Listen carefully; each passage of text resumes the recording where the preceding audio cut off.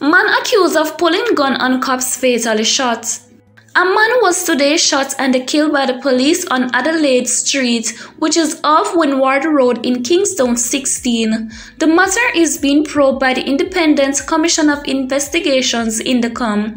The oversight body says information from the police is that the deceased, 22-year-old Javion Smith, was fatally shot during an operation in the area.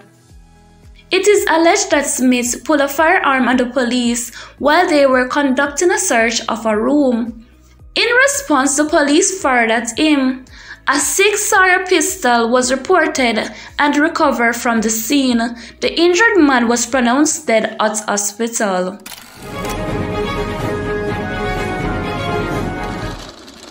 Police probing suspected drowning at Flavors Beach, St. Anne. St. Anne, Jamaica. The Runaway Bay Police in St. Anne are probing the circumstances surrounding the suspected drowning of a man at Flavors Beach in the parish on Thursday. He has been identified as 25-year-old Orlando Taylor. His address has not been ascertained. Taylor's body was reportedly seen floating in the water with its face down about 8:30 a.m. Residents on the beach raised an alarm and the body was later retrieved from the water. The body was removed from the water and taken to the morgue pending a post-mortem examination. Ward shot and injured while attempting to escape from Metcalf Street Remand Center. A ward at the Metcalf Street Secure Juvenile Remand Center was shot by security personnel at this facility this morning. The Department of Correctional Service said that the ward was shot while attempting to escape. The injured ward was taken to hospital for treatment. The department said he was one of 2 wards who attempted to abscond from the facility this morning. It said that an assistant staff officer assigned to the institution reported that at approximately 5:45 a.m., the wards broke out of their dormitories. The department further reported that one ward was caught on the compound while the other made his way over the wall. It said shots were fired by sentry officers and the ward was wounded. According to the department, a police team nearby was alerted by shots fired and later found the ward on the ground with a gunshot wound. He was escorted to public hospital for treatment. The Independent Commission of Investigations Indicom has been informed and an investigation has been launched into the attempted escape. The department said further details will be provided.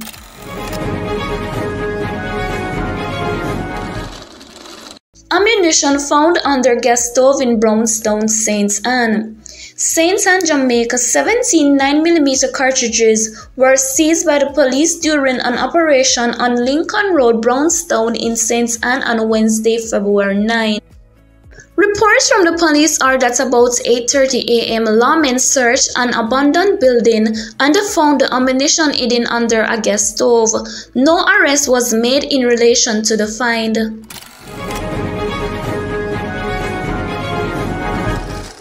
Teen bartender charged with possession of identity information. Westmoreland, Jamaica. A teen bartender whose phone had several PDF files with information of individuals residing overseas has been arrested and charged following a special operation in Savannah-Lamar, Westmoreland on Wednesday. Charged with illegal possession of firearm and possession of identity information is 19-year-old Keon Clark. Reports are that between the hours of 2 a.m. and 3 p.m., lawmen searched several premises in the area, during which an on-site analysis was done on Clark's cell phone. The police said several PDF files were found populated with information of people who are residing overseas. A Beretta 9mm submachine gun was also recovered in nearby bushes. Clark was subsequently taken into custody. Her court date is being finalized. 17 people taken into police custody for suspected breaches of anti-gang legislation. Trelawny, Jamaica. 17 people, including 6 women, were taken into police custody on suspicion of breaches of the anti-gang legislation in Bounty Hall, Trelawny on Friday. According to the police, the arrest followed a cordon and search operation, which spanned several hours beginning at 4:30 a.m. in the community. A Smith & Wesson .40 pistol, which was found beneath a zinc at the back of a large family yard, was also seized during the operation. In addition, several cellular phones and 2 tablets were seized, pursuant to investigations into the breaches of the Law Reform Fraudulent Transactions Special Provision Act, the police said.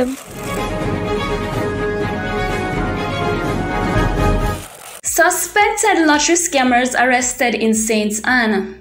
Several suspected lottery scammers have been arrested in Orchland Estates in Prairie St. Anne. The operation was conducted by a team comprising of police personnel from the St. Anne Division, the Criminal Investigation Branch, and the Proactive Investigations Unit. Members of the military also gave support. The police says lottery scamming paraphernalia were seized in the operation. The police says criminals who are hiding in gated communities will be apprehended as they continue to target guns, gangs, and gunmen.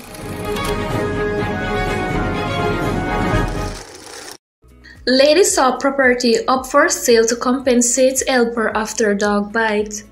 A Senton property belonging to Minister Marian Hall, formerly Lady Saw, is now being advertised for sale to cover $3 million ordered by the Supreme Court in compensation of 68-year-old woman who was bitten by the entertainer's dog in September 2009. In June 2020, the court ordered that the property must not be sold for less than $60 million on the open market to settle the judgment. Hall was also given an option to pay the ward in installments.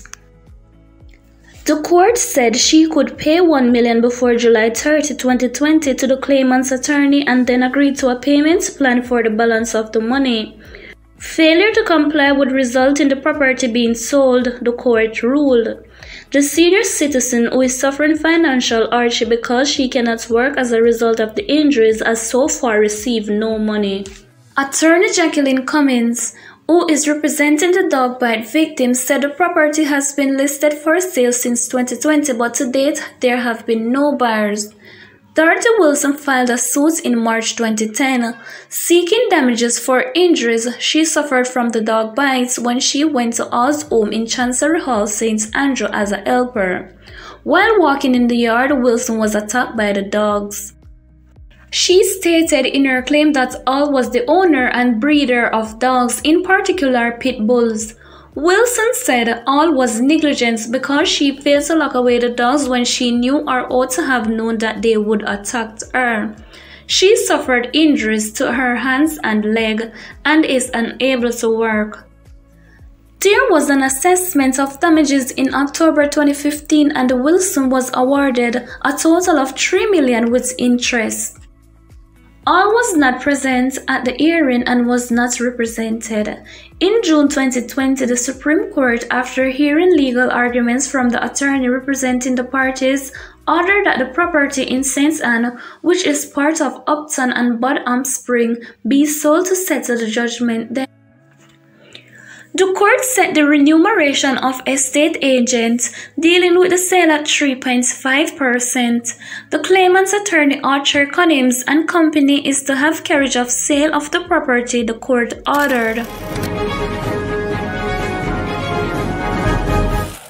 No Reggae Valentine for Dexta Daps. After weeks of promotion, a Reggae Valentine, the concert which would have been headlined by dancehall star Dexta Daps in the Bahamas tomorrow, was denied approval by the country's Ministry of Health. In an official statement from the event's promoter, Clay Van Duncombe of Fluid Factory, he noted that ticket holders will receive a full refund. A Reggae Valentine's concert featuring Dexta Daps that was scheduled for this weekend in Nassau and Freeport has been denied approval from MOH.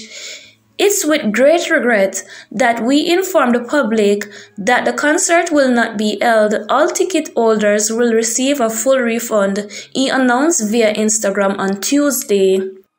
Attempts by Dancehall Mag to get another comment from Duncombe proved futile. According to Eyewitness News, the promoters were seemingly persistent, as this was the second time the government inflated the promoters' bubble.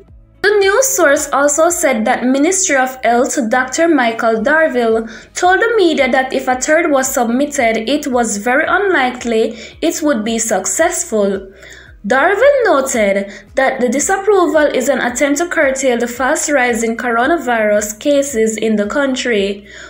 We are in the middle of a pandemic, he ministered during a briefing on Tuesday. Our hospitals are still under tremendous strains, and it is imperative for us to get our schools open fully.